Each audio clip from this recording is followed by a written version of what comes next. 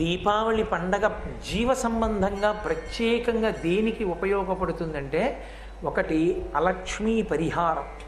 దరిద్రంతో బాధపడుతున్న వాళ్ళు, కలిసి రాని వాళ్ళు, దుఃఖిస్తున్న వాళ్ళు దీపావళి పండగ నాడు సక్రమంగా కానీ ఆచరణ చేస్తే లక్ష్మీదేవి అనుగ్రహం కలుగుతుంది, అలక్ష్మి వెళ్ళిపోతుంది ఇంట్లోంచి.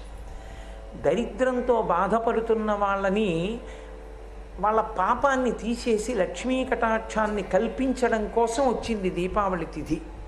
రెండవది, మనం ఈశ్వరుడు ఎలా బ్రతకద్దని చెప్పాడో అలాంటి పనులు ప్రతిరోజు చాలా చేస్తుంటాం.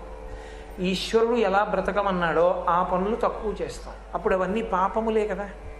అయినప్పుడు కనీసం ఈశ్వర నిజమే, నేను సూర్యోదయంకి ముందు లేవాలి, లేవట్లేదు, అసలు సంధ్య వేళ పడుకోకూడదు, పడుకుంటున్నాను, ఇంట్లో దీపం పెట్టకుండా ఇల్లు